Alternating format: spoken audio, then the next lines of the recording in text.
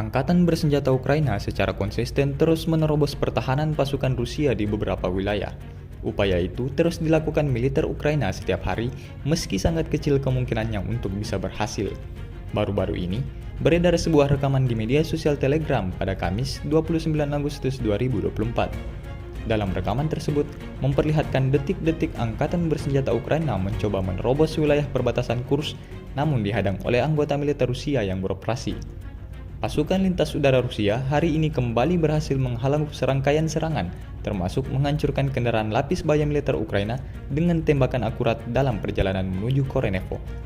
Dapat dilihat dalam rekaman, militer Ukraina yang gagal menerobos dengan terpaksa menerima akibatnya, seperti yang terlihat dalam rekaman.